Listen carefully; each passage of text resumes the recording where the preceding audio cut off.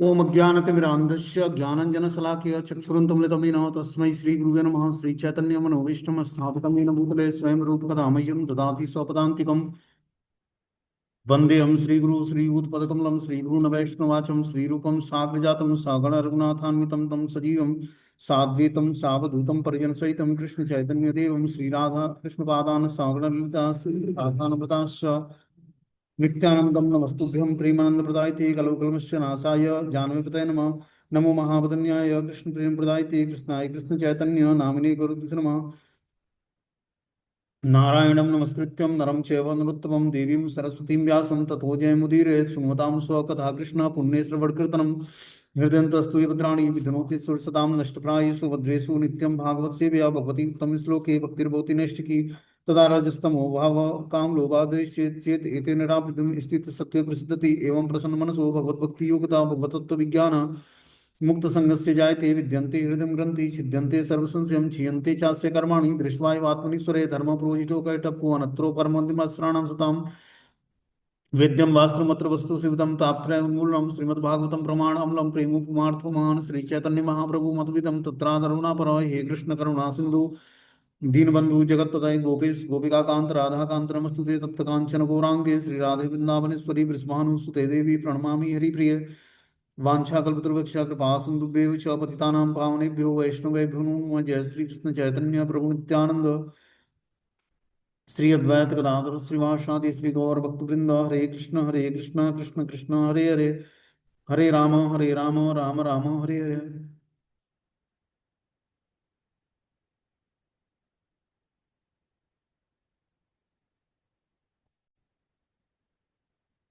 आज हम लोग को श्रीमद् भागवतम का स्कंद संख्या एक अध्याय संख्या 13 और श्लोक संख्या जो है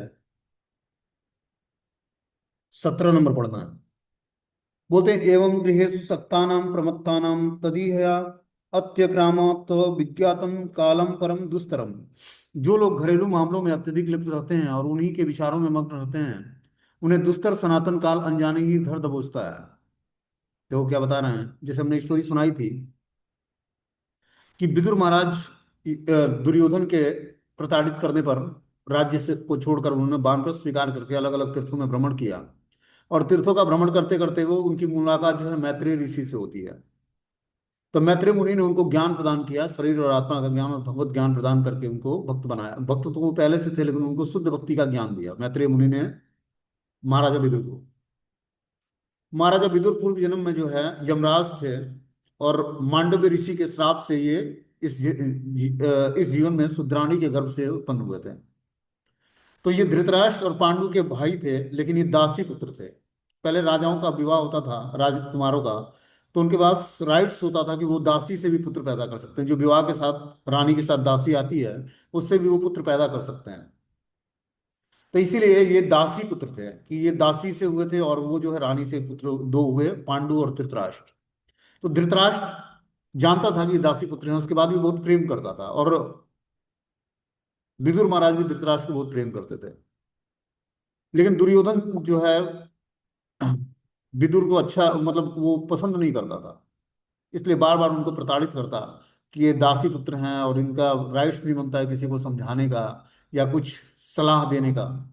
इस कारण से दुर्योधन बहुत चिढ़ता था और बार बार बेइज्जती किया करता था। इस कारण से इन्होंने राज्य छोड़कर और तीर्थाटन के लिए चले गए और मैत्रेय मुनि से मिले, उनसे आध्यात्मिक ज्ञान सीख कर भगवान की शुद्ध भक्ति को अडॉप्ट किया उन्होंने।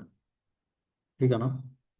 और इस तरह से घूमते घूमते वो द्वारका भी गए थे जहां भगवान जो है यदुवंशियों का विनाश कर रहे थे और अब धराधाम छोड़कर जाने वाले थे।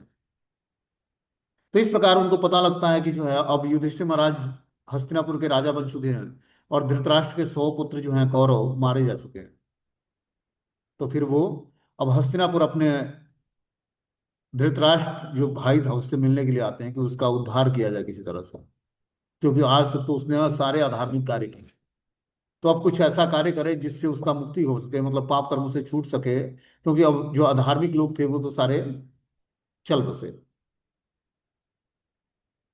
तो युधिष्ठिर महाराज राज्य के राजा बने और विदुर महाराज जो है आते हैं राज्य में और समझाना शुरू करते हैं अपना राज्य वापस पाकर एक ऐसे पुत्र को जन्म देकर जो उनके परिवार की प्रशंसा परंपरा को आगे चलाने में सक्षम है, महाराजा युधिष्ठिर ने शांतिपूर्वक शासन चलाया और उन छोटे भाइयों के सहयोग से जो सारे के सारे कुशल प्रशासक थे, असामान्य ऐश्वर्य का भोग किया। तो युधिष्ठिर महाराज जब राजा बन गए तो शांतिपूर्वक उन्होंने शासन चलाया और छोटे भाइयों के सहयोग से, जो कि सारे जो है कुशल प्रशासक थे, भगवान के भक्त थे, इसलिए वो अच्छा मैनेजमेंट भी जानते थे, और असामान्य ऐश्वर्य का भोग किया सबने। क्योंकि आज तक तो उनका जीवन जो है वनवास के दिनों में गुजरा, 14 साल। अब वो राज्य में जब वापस आए तभी बहुत ही स्ट्रगल रहा, संघर्ष भरा जीवन रहा। फिर हस्तिनापुर का कुरुक्षेत्र का युद्ध स्थल में युद्ध हुआ, और फिर जो है इन्होंने हस्तिनापुर का राज्य प्राप्त किया और राजा बने युधिष्ठिर महाराज।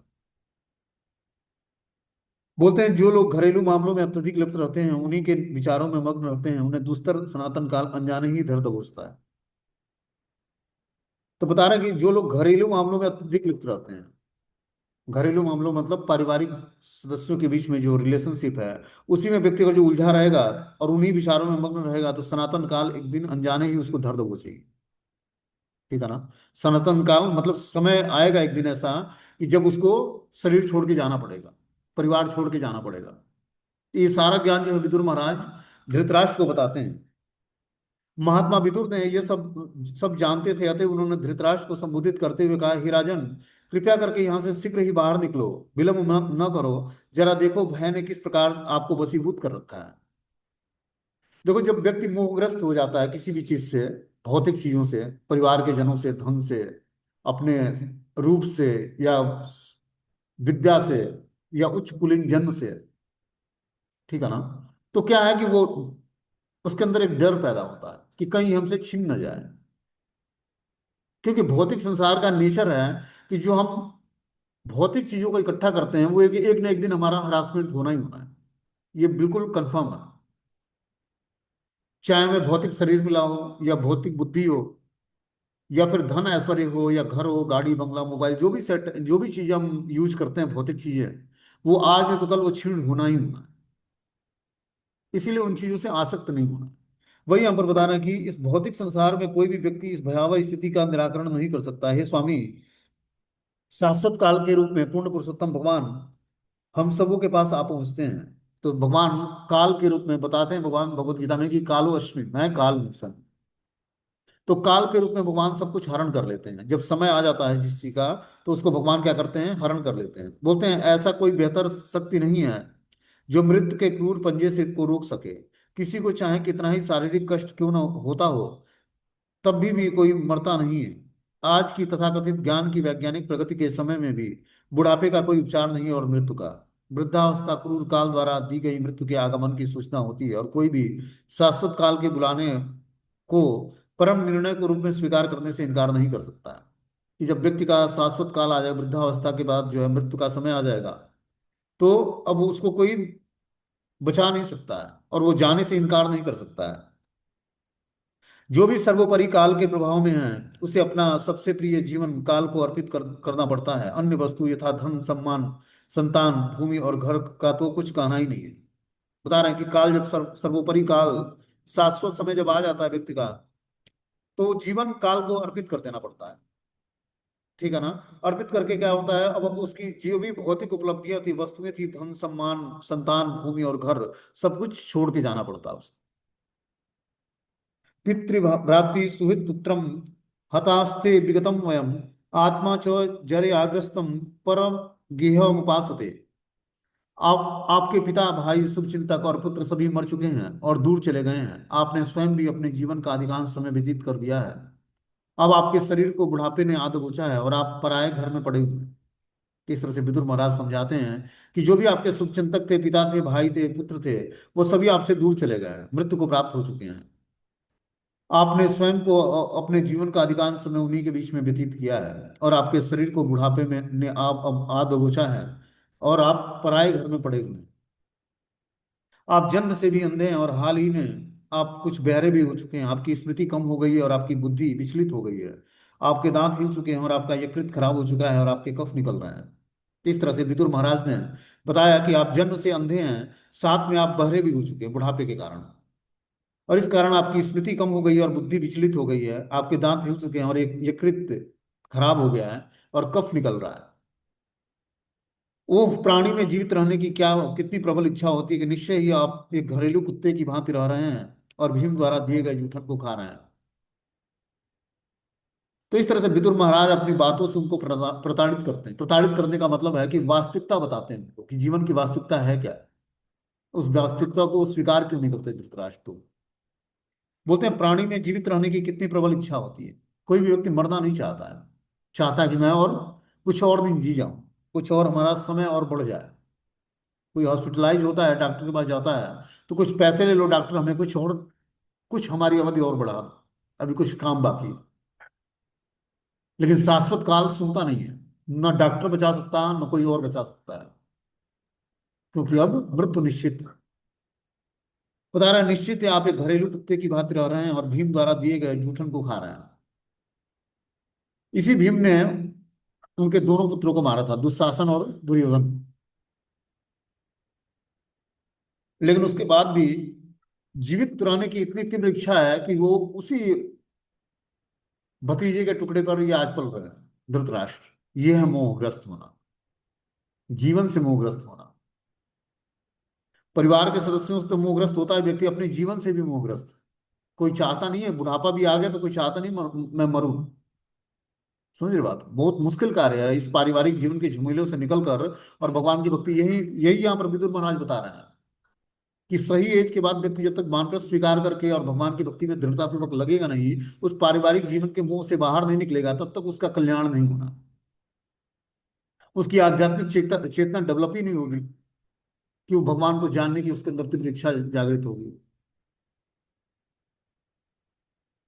आपने अग्नि लगाकर और विष देकर जिन लोगों को मारना चाहा, उन्हीं के दान पर आपको जीवित रहने तथा गिरा हुआ जीवन बिताने की आवश्यकता नहीं है। उनकी एक पत्नी को भी आपने अपमानित किया था और उससे राज्य और धन सब कुछ छीन लिया था। तो इस तरह का बता रहे हैं कि आपने लाक्षागृह में अग्नि अग्नि लगाकर विष देकर उन लोगों को मारना चाहा था। उन्हीं के दान पर आपको जीवित रहने और गिरा हुआ जीवन बिताने की आवश्यकता नहीं है। उनकी एक पत्नी द्रौपदी जो थी, उसको आपने अपमानित करके राज्य से और बाहर निकाला था और धन संपत्ति सब छीन लिया था। मरने के लिए आपकी अनिच्छा होने तथा आप सम्मान की बलि देकर जीवित रहने की आपकी इच्छा होने पर भी आपका यह कृपण शरीर निश्चय ही क्षीण होगा और पुराने वस्त्र की भांति नष्ट हो जाएगा। तो इस प्रकार विदुर महाराज बताते हैं कि मरने के लिए आपकी अनिच्छा होने तथा आत्मसम्मान की बलि देकर जीवित रहने की आपकी इच्छा होने पर भी आपका यह कृपण शरीर निश्चय ही क्षीण हो जाएगा। कि वो अनिच्छा से, मतलब उनको मरने की इच्छा नहीं है और आत्मसम्मान की बलि देकर जीवित रहना चाहते हैं। कि जिन भतीजों ने इनके खास बेटों को मारा, उन्हीं के आज टुकड़े पर दिए हुए अपना जीवन यापन कर। बोलते हैं कि आपका यह कृपण शरीर निश्चय ही क्षीण होगा और पुराने वस्त्रों की भांति नष्ट होने वाला है। वह धीर कहलाता है जो किसी अज्ञात सुदूर स्थान को चला जाता है और जब यह भौतिक शरीर व्यर्थ हो जाता है तो सारे बंधनों से मुक्त होकर अपना शरीर को त्याग देता है। तो हर व्यक्ति को जीवन के अंत में हमें धीर अवस्था को प्राप्त कर लेना है। धीर व्यक्ति वही होता है जो अज्ञात सुदूर स्थान में चला जाए, कि किसी को ज्ञात न हो कि कहाँ चले गए जी। ऐसे स्थान में जाकर भौतिक शरीर जो व्यर्थ हो गया उसको त्यागना चाहिए और सारे कर्म बंधनों से व्यक्ति मुक्त हो जाए। ऐसे जो शरीर त्यागेगा, कि ऐसी जगह पर चले गए जो परिवार के सदस्यों को पता नहीं लगा कि कहाँ चले गए। पहले जो व्यक्ति होता था, लगभग आज से 25 से 30 साल पहले, वो मरने के लिए तीर्थ यात्रा करते थे। पहले वो तीर्थ यात्रा के लिए निकलेंगे, अब उनका पता नहीं था कि घर लौटेंगे कि नहीं लौटेंगे। अब कोई उनका वेट भी नहीं करता था। ऐसी स्थिति थी पहले, लगभग 25 से 30 साल पहले, कि जब व्यक्ति ओल्ड एज का हो जाता था तो वो घर छोड़ देता था। उसको कोई वेट नहीं करता, वो अब जान के कि अब बस ये चले गए तो चले गए, अब लौटने वाले नहीं है। तो तीर्थ यात्रा में निकल गए तो अब लौटेंगे नहीं है, अब उनको भूल जाओ। ऐसी स्थिति और वास्तविकता ये, ऐसा नहीं कि मजाक वाली बात नहीं है, बिल्कुल सीरियस बता रहा हूँ। ऐसा ही होता था। मतलब हम लोगों के वहाँ ऐसा होता था, ब्राह्मण परिवार में, यूपी के ईस्ट यूपी में इधर। कि लोग निकल जाते थे, अब उनको पता नहीं था, और सभी लोग दक्षिणा देते, पूरे गांव नगर के लोग उनको दक्षिणा दे देते कि आप तीर्थ यात्रा कर रहे हो तो जो भी खर्चा लगेगा आप पूरा करना। और अब लौटो, सभी लोग प्रणाम करके उसको विदाई करते, आरती उरती उतार के प्रॉपर बेहतरीन तरीके से आरती पूर्ण रूपेण दक्षिणा देकर उनको विदाई करते थे कि अभी फिर लौटने वाले नहीं।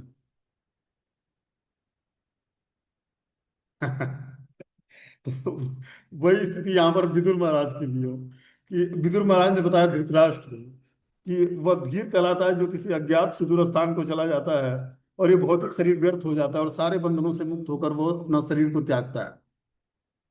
अभी मेरे साथ ऐसा नहीं हुआ है क्या? क्योंकि मैं टाइम टाइम से कभी साल 2 साल में जाता रहता हूँ घर पे।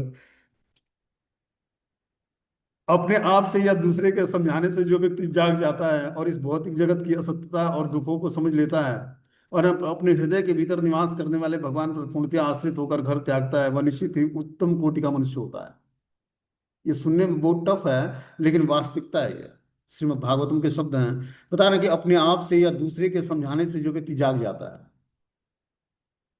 और इस भौतिक जगत की असत्यता और दुखों को समझ लेता है, अपने हृदय के भीतर निवास करने वाले भगवान पर पूर्णतया आश्रित होकर जब वो घर त्याग देता है तो वह निश्चित रूप से उत्तम कोटि का मनुष्य कहलाता है। देखो, इन सब चीजों का मतलब क्या है, अपने जीवन में प्रैक्टिकली इसका उपयोग क्या है। देखो, आसक्तियों से छूटना बहुत इंपॉर्टेंट है। जब तक हम अपने आसक्तियों से छूटेंगे नहीं, पारिवारिक आसक्ति से, तब तक जो है भगवत प्राप्ति या भगवत रास्ते पर हम आगे नहीं बढ़ पाएंगे, हमारी आध्यात्मिक चेतना जागृति नहीं होगी। कहीं ना कहीं आप लोग अपने कॉन्सियसनेस को चेक कर सकते हो, कहाँ कहाँ बेचारा फंसा होता है वो, और कितने लोगों की याद आती है उसको। पूरे दिन में आप अगर जो पूरा अपना दिनचर्या नोट करो कि किसको किसको हमने आज याद किया पूरे दिन में, तो पता लगेगा कि पता नहीं कब मिला था उस, वो भी हमारे मेमोरी में एज इट पड़ा हुआ है। उसकी तस्वीर, उसकी एक्टिविटी, उसकी हरकत, सब कुछ हमारी मेमोरी में पड़ा होता है। और टाइम टाइम से वो याद आते रहते हैं, सब सारी चीजें। उन्हीं चीजों को फॉर्मेट करना, ये हरे कृष्ण मंत्र का जप करने का मतलब है कि अपने कॉन्शियसनेस को कृष्ण में स्थिर कर लेना। समझ रहे हो बात को? जब तक ये हमारा, ये स्थिति प्राप्त नहीं होती कि हमारी कॉन्शियसनेस जो है, चेतना जो है, चेतना मतलब मन बुद्धि का कॉम्बिनेशन, जहां मन बुद्धि मिलन होता है वहां से चेतना का निर्माण होता है। और चेतना का निर्माण ऐसा होना चाहिए कि वो कृष्ण महानुभावित चेतना हो जाए धीरे धीरे, जिसमें किसी की याद ना आया। इसीलिए सुदूर देश में जाकर मरना है। सुदूर देश मतलब ऐसे जगहों पर चले जाएं जहां किसी का, अपने घर के परिवार के सदस्यों का दर्शन ना हो। अपने आप से या दूसरे के समझाने से जो व्यक्ति जाग जाता है और इस भौतिक जगत की असत्यता और दुखों को समझ लेता है, अपने हृदय के भीतर निवास करने वाले भगवान पर पूर्णतः आश्रित होकर घर त्याग देता है, वो निश्चित ही उत्तम कोटि का मनुष्य कहलाता है। तो भगवान पर आश्रित रहकर घर त्यागना है, धन पर नहीं, परिवार के सदस्यों पर नहीं। कि वृंदावन आ भी गए तो चिंता लगी है घर की कि घर पे क्या हो रहा है जी, सुनिए जी कुछ पेटीएम कर दीजिए। पूर्ण रूपेण भगवान पर आश्रित होकर आना है। इसीलिए इसकी प्रैक्टिस करनी है। ब्रह्मचर्य जीवन के बाद 25 वर्ष आपको प्रैक्टिस करने के लिए मिलता है कि जीवन के अंत में वानप्रस्थ कैसे स्वीकार करना है। जब व्यक्ति गृहस्थ आश्रम में, गृहस्थ आश्रम भोग के लिए नहीं बना है।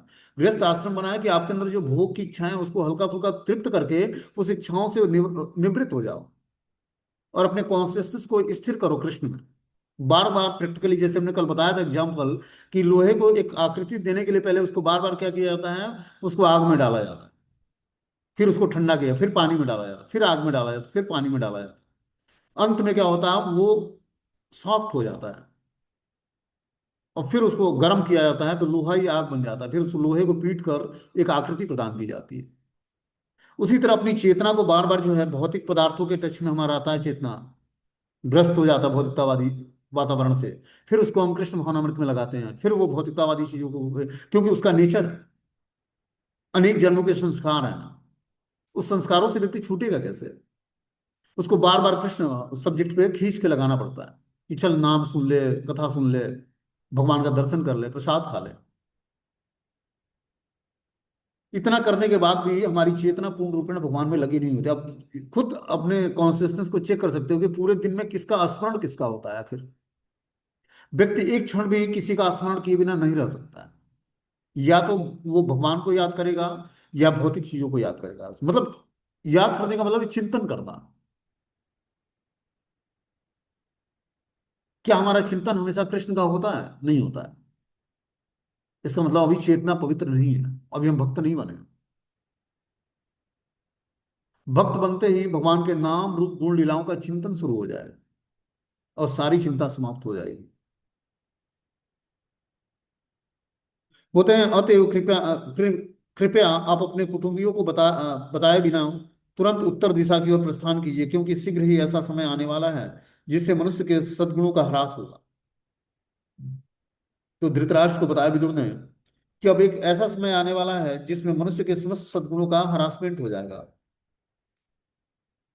इस प्रकार आजमीर के वंशज महाराज धृतराष्ट्र ने आत्मनिरीक्षण की युक्त ज्ञान द्वारा पूर्णतः आश्वस्त होकर तुरंत ही अपने दृढ़ संकल्प से पारिवारिक स्नेह के सारे दृढ़ पास तोड़ तोड़ दिए, और तत्पश्चात वे तत्काल घर छोड़कर अपने छोटे भाई विदुर द्वारा दिखलाए गए मुक्ति पथ पर निकल पड़े।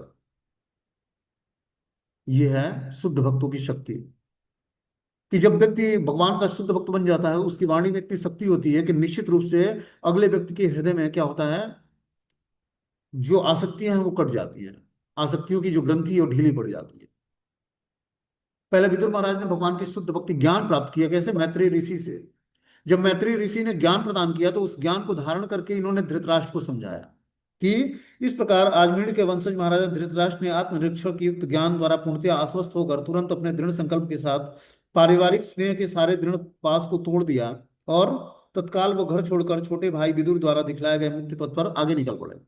अब उन्होंने घर त्याग दिया और जिस तरह विदुर महाराज ने बताया था उस तरह से उन्होंने विदुर महाराज के आदेश का पालन किया।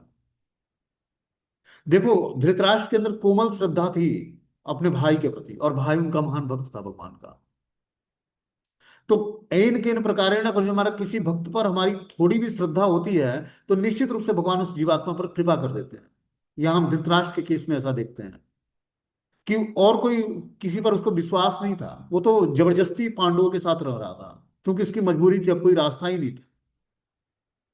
लेकिन छोटे भाई विदुर पर उसका पूर्ण विश्वास था, क्योंकि वो उससे भी प्रेम करता था और विदुर भी उनसे प्रेम करते थे। बता रहे हैं कि गांधार के राजा सुबल की पुत्री परम साध्वी गांधारी ने जब यह देखा कि उनके पति हिमालय पर्वत की ओर जा रहे हैं, और जो कि सन्यासियों को वैसा ही आनंद देता है जैसे युद्ध के मैदान में योद्धा को शत्रु के प्रहार से प्राप्त होता है, तो वो भी अपने पति के पीछे पीछे चल पड़ी। तो गांधारी जो थी धृतराष्ट्र की पत्नी, वो एक पतिव्रता स्त्री थी। पूरे जीवन भर धृतराष्ट्र अंधा रहा तो गांधारी भी अपने नेत्रों पर पट्टी बांध के रही,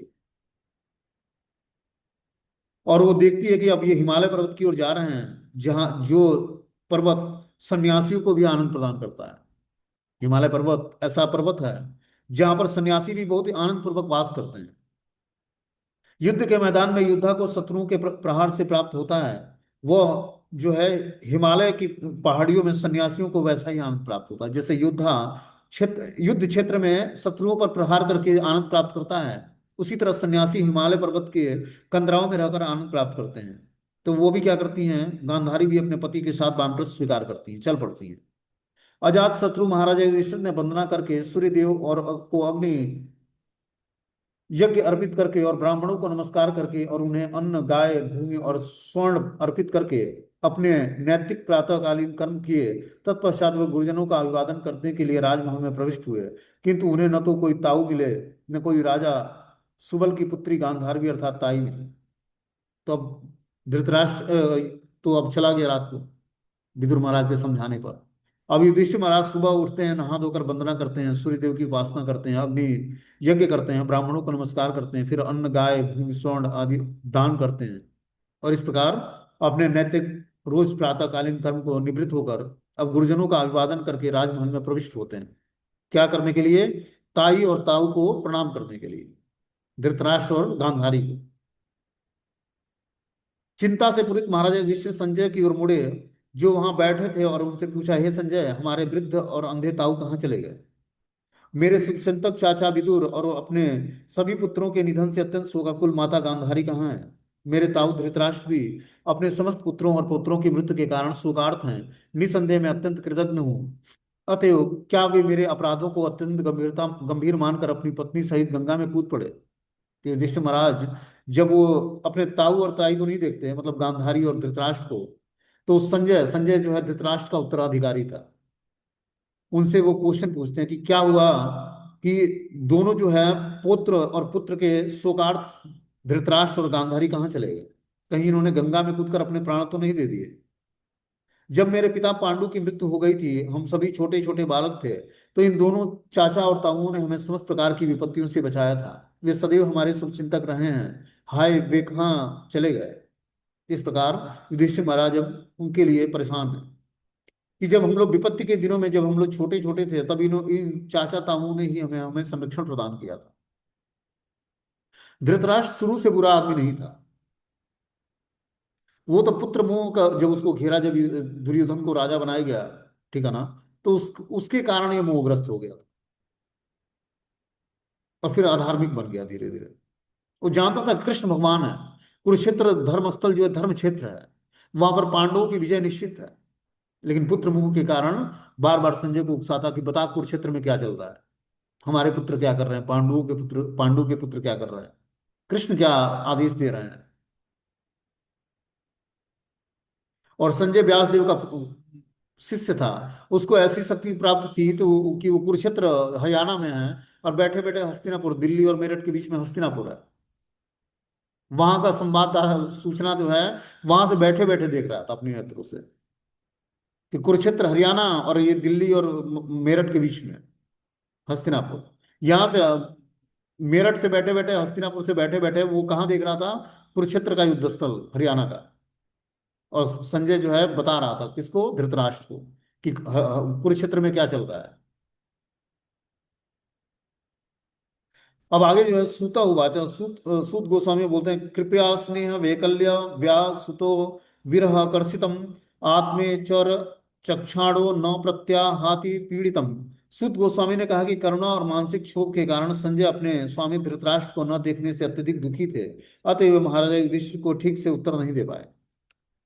तो संजय खुद दुखी था कि हमारे स्वामी जो है धृतराष्ट्र कहाँ चले गए, और इसलिए उन्होंने महाराजा युधिष्ठिर को अच्छे तरीके से उत्तर नहीं दे पाए। पहले उन्होंने बुद्धि द्वारा अपने मन को शांत किया, फिर अस्त्र पोंछते हुए अपने स्वामी धृतराष्ट्र के चरणों को स्मरण करते हुए महाराजा युधिष्ठिर को उत्तर देने लगे। तो इस प्रकार अब जो है संजय बहुत दुखी थे, अपने नेत्रों से अश्रु पोंछ कर और धृतराष्ट्र के चरण कमलों का स्मरण करते हुए महाराजा युधिष्ठिर को उत्तर देना शुरू करते हैं। क्या वो उत्तर देते हैं? संजय उवाच नाहं वेद व्यवसितम पितृवोः कुलनंदन गांधार्या वा महाबाहो मूसितो अस्मि महात्म भी। संजय ने कहा, हे कुरुवंशी, मुझे आपके दोनों ताऊओं और गांधारवी के संकल्प का कुछ भी पता नहीं है। हे राजन, उस महात्माओं द्वारा मैं तो ठगा गया हूं। तो संजय ने बोला कि हे कुरुवंशी, कुरुवंशी मतलब युधिष्ठिर महाराज को कुरुवंश, कुरुवंश के वो प्रतिष्ठित राजा थे, इसलिए उनको कुरुवंशी बोला गया यहाँ पर। बोलते हैं आपके जो दोनों ताऊ थे, ताऊ मतलब धृतराष्ट्र और विदुर महाराज, और ताई जो है गांधारी, इनके संकल्पों का कुछ पता नहीं है। हे राजन, महात्माओं द्वारा मैं तो ठगा गया हूँ। जब संजय इस प्रकार बोल रहे थे तो शक्ति संपन्न दैवीय पुरुष श्री नारद अपना तंबूरा लिए वहां प्रकट हो गए। महाराज युधिष्ठिर ने अपने भाइयों समेत अपने अपने आसन से उठकर प्रणाम करते हुए उनका विधिवत स्वागत किया। अब उस सभा में जो है शक्ति संपन्न दैवीय पुरुष श्री नारद मुनि अपना वीणा लेकर बजाते हुए नारायण का नाम उच्चारण करते हुए उस सभा में प्रवेश करते हैं, और सारे भाई जो है युधिष्ठिर महाराज के सारे भाई प्रणाम करते हैं ऋषिवर नारद को, और फिर जो है नारद मुनि को आसन प्रदान करते हैं लोग। बोलते हैं युधिष्ठिर उवाच नाहं वेद गति पित्रो भगवनम क्व गतावितम अम्बावाहत पुत्रात्यम क्व गताम च तपस्विनी। महाराज युधिष्ठिर ने कहा, हे देव पुरुष, मैं नहीं जानता कि मेरे दोनों चाचा कहाँ चले गए, न ही मैं अपनी उस तपस्विनी ताई को देख रहा हूँ जो अपने समस्त पुत्रों की क्षति के कारण शोक से व्याकुल थी। तो इस प्रकार महाराज युधिष्ठिर ने बताया कि हमारे चाचा जो विदुर और धृतराष्ट्र और ताई जो है गांधारी, उनका कोई पता नहीं है और ये कहाँ चले गए, ठीक है ना। बता रहे कि कर्णधारम इवापारम भगवान पारदर्शकम अथा व भासे भगवानम नारदो मुनि सत्तम। आप इस अपार समुद्र में जहाज के कप्तान सदृश हैं, और आप ही हमें अपने गंतव्य का मार्ग दिखा सकते हैं। इस प्रकार से संबोधित किए जाने पर देव पुरुष नारद ने भक्तों में सर्वश्रेष्ठ चिंतक कहने लगे। तो इस प्रकार जब युधिष्ठिर महाराज ने उनसे प्रश्न पूछा, तो भक्तों के बहुत ही शुभचिंतक हैं नारद मुनि और देव पुरुष हैं। इस प्रकार वो उत्तर देना शुरू करते हैं। क्या? नारद उवाच माँ कश्चित् शुचोराजन यदीश्वर वसम जगत लोकाम सपाल यस्येम बहन्ति बलि निशितम स संयुक्ति भूतानि स एव व्युनक्ति च। श्री नारद ने कहा, हे धर्मराज युधिष्ठिर, आप किसी के लिए शोक मत करो, क्योंकि सारे लोग परमेश्वर के अधीन हैं। अतएव सारे जीव तथा उनके लोकपाल आप अपनी रक्षा के लिए पूजा करते हैं। वे ही सबों को पास पास लाते हैं और उनसे विलग कर देते हैं।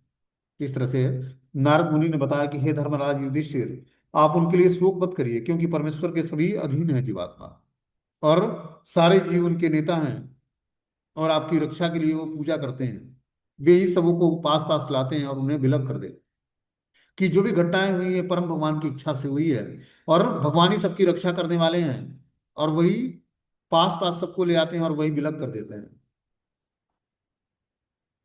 जिस प्रकार बैल एक लंबी रस्सी से नाक में नथी होकर बंधन में रहता है, उसी प्रकार मनुष्य जाति विभिन्न वैदिक आदर्शों में बंधकर परमेश्वर के आदेशों का पालन करने के लिए बद्ध होता है। जिस तरह क्या होता है, नाक में रस्सी डालकर बैल को कंट्रोल किया जाता है, ठीक है ना, उसी प्रकार मनुष्य जाति विभिन्न वैदिक आदर्शों में बंधकर परमेश्वर के आदेशों का पालन करने के लिए बद्ध होता है। कि हर एक जीवात्मा परमेश्वर के कंट्रोल में, भगवान की दैवी शक्ति के कंट्रोल में है। या तो प्रकृति के द्वारा कंट्रोलित होगा या भगवान की शक्तियों के द्वारा कंट्रोलित, ठीक है ना। तो देखो, व्यक्ति आश्रय तो लेता है, या तो दैवी प्रकृति आश्रम होता है, या माया के प्रकृति के आश्रित होता है, ठीक है ना। तो समय रहते हमें दैवी प्रकृति का आश्रय लेना है, न कि माया की प्रकृति का आश्रय।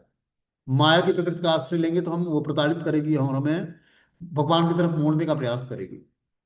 माया देवी क्या करती है, त्रैताप देती है इस भौतिक संसार में, ठीक है ना, और प्रभु की तरफ मोड़ने का प्रयास करती है। लेकिन जब हम मुड़ के और भगवान का दैवी प्रकृति का आश्रय लेते हैं, श्रीमती राधा रानी का आश्रय लेते हैं, तो हम पूर्ण रूपेण सुरक्षित हो जाते हैं, और फिर श्याम सुंदर की कृपा होती है अपने ऊपर। होता रहे, जिस प्रकार खिलाड़ी अपनी इच्छा अनुसार खिलौनों को सजाता है और बिगाड़ता है, उसी प्रकार भगवान की परम इच्छा मनुष्य को पास पास लाती है और उन्हें विलग कर देती है। तो परम भगवान की जैसी इच्छा होती है, जिस तरह खिलाड़ी क्या करता है, बहुत सारे खिलौनों को सजाता है और बिगाड़ देता है, उसी प्रकार परम भगवान की इच्छा से मनुष्य पास पास आते हैं और फिर विलग हो जाते हैं अपने कर्मों के अनुसार, भगवान की इच्छाओं के अनुसार। हर जीवात्मा एक दूसरे के पास आता है और फिर समय के अनुसार सब विलग हो जा अलग अलग हो जाते हैं। हे राजन, सभी परिस्थितियों में चाहे आप आत्मा को नित्य माने, अथवा भौतिक देह को नैश्वर्य, अथवा प्रत्येक वस्तु को निराकार परम सत्य में स्थिर मानो, या प्रत्येक वस्तु को पदार्थ तथा आत्मा का अकथनीय संयोग मानो, वियोग की भावना केवल मोह जनित स्नेह के कारण है, इसके अतिरिक्त कुछ भी नहीं है। तो इस प्रकार बता रहे हैं कि सभी परिस्थिति में चाहे आप आत्मा को नित्य मानो अथवा भौतिक देह को नैश्वर्य मानो, कि आत्मा नित्य है और भौतिक देह नश्वरी है। प्रत्येक वस्तु को निराकार परम सत्य के में स्थिर मानो, या प्रत्येक वस्तु को पदार्थ तथा आत्मा का अकथनीय संयोग मानो, वियोग की भावना केवल मोह जनित स्नेह के कारण होती है। कि पूर्ण रूपेण ज्ञान में स्थिर व्यक्ति कि शरीर नहीं है, आत्मा हूं, ठीक है ना, या आत्मा निराकार है, या परम भगवान का अंश है, सब कुछ ज्ञान होने के बाद भी अगर जो व्यक्ति मोहग्रस्त हो जाता है, तो वो क्या होता है, बोलते हैं कि ये अकथनीय संयोग है, वियोग की भावना केवल मोह जनित स्नेह के कारण होती है। कि जब हृदय में मोह जनित स्नेह होता है, तभी हमसे कोई शरीर छोड़ता है तो हम उससे मोहग्रस्त हो जाते हैं। तो इस ज्ञान का प्रैक्टिकली उपयोग क्या है अपने जीवन में? प्रैक्टिकली उपयोग है कि देखो, हमें अपने पारिवारिक जीवन में बहुत सारे जन मिलते हैं, ठीक है ना, लेकिन मनुष्य जीवन का उद्देश्य है भगवत प्राप्ति, समझ रहे हो बात को?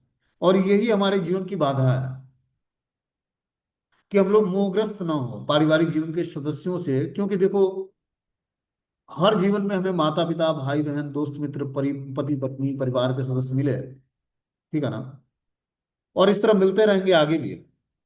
और हर जीवन में हम मोहग्रस्त हुए। चलो, मनुष्य जीवन में तो व्यक्ति एक या दो संतति उत्पन्न करता है, अलग अलग जोनियों में तो अनकाउंटेड बच्चे होते हैं।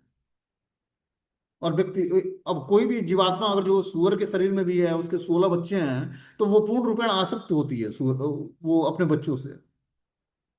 या पक्षी भी देख लें तो पक्षी भी अपने बच्चों को, गौरैया जो है, ले आकर दाना चुगाती है और उसको उड़ना सिखाती है, उड़ने लगते हैं तो वो भी अनासक्त हो जाती है उससे। लेकिन मनुष्य ऐसा है व्यक्ति कि पहले तो अपने बच्चों का विवाह करेगा, बच्चे पैदा किया, पढ़ाया लिखाया, उसका विवाह किया, उसके बाद आसक्त तो हो जाएगा। अब जो है बच्चों के बच्चों को पालना पालना है, अभी उसके लिए अभी घर में पड़ा रहेगा।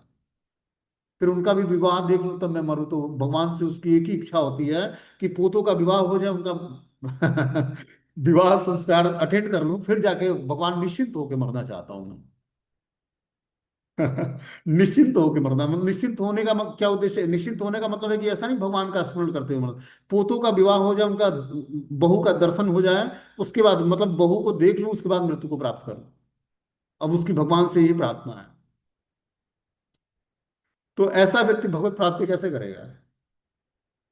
देखो, भगवत प्राप्ति करने के लिए पहले तो हमें अपनी कॉन्शियसनेस को स्थिर करना पड़ेगा, आध्यात्मिक चेतना को डेवलप करना पड़ेगा। इसके लिए मोह जनित जो हमारी अटैचमेंट आसक्तियां हैं उसको काटना पड़ेगा ज्ञान के माध्यम से। कौन से ज्ञान से? भगवत गीता और भागवतम के ज्ञान से। जब हम सुनेंगे इन चरित्रों का, हर व्यक्ति धृतराष्ट्र है। धृतराष्ट्र का मतलब है कि जो पारिवारिक जनों के सदस्यों के मुंह में अंधा है, वही धृतराष्ट्र कहलाता है। धृतराष्ट्र का कोई अलग उद्देश्य नहीं है, और अलग अर्थ नहीं है। अलग अर्थ क्या है? कि जो व्यक्ति पारिवारिक सदस्यों के मुंह में अंधा है, वही धृतराष्ट्र कहलाता है। धृतराष्ट्र तो अंधा था ही, और हम सभी अंधे हैं, क्योंकि हम कहीं ना कहीं मोहग्रस्त हैं किसी न किसी चीजों से, राज्य से, धन से। ठीक है ना? यही धृतराष्ट्र के लक्षण ही तो धृतराष्ट्र कहलाता था। तो लक्षण उसके यही थे कि वो मोहग्रस्त था। अब मोहग्रस्त होने के कारण ही अपना विनाश किया उसने। तो इन आसक्तियों को कैसे खत्म करें? इन आसक्तियां, ये आसक्तियां खत्म होने वाली नहीं। आसक्तियों को हमें आध्यात्मिक पाठ देना पड़ेगा, भगवान से जोड़ना पड़ेगा आसक्तियों को।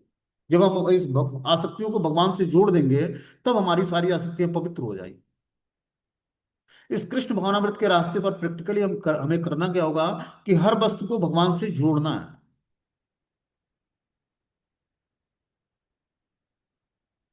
जो भी करना है वो भगवान की प्रसन्नता के लिए करना है। जो भी खाना है भगवान को भोग लगा के खाना है। जो भी परिवार के सदस्य हैं उनको भगवान की भक्ति से जोड़ना है। इन के इन प्रकार किसी तरह भगवान की सेवा में लग जाए। उसके बाद भी अपने को ड्यूटी रूप में सबकी सेवा करनी है, लेकिन आसक्त किसी से नहीं होना, आसक्ति अपने भगवान से रखनी है। इसकी प्रैक्टिस करनी है। यही भक्ति। भक्ति अलग कुछ नहीं है। भक्ति यही है कि प्रैक्टिस हमें क्या करनी है कि हर वस्तु व्यक्ति स्थान को भगवान से जोड़ देना है। नहीं जुड़ता है तो उसको अपने हृदय से छोड़ देना है। अब बात आती है कि मान लो कि अपने परिवार के सदस्य हैं, उनको छोड़ तो सकते नहीं हम, तो उनसे अटैच नहीं होना है। सेवा तो सबकी करनी है, आसक्ति भगवान से रखनी है। ये प्रैक्टिस करनी है भक्ति करके, तभी जाकर हमारा जीवन सक्सेस होगा। फिर पता नहीं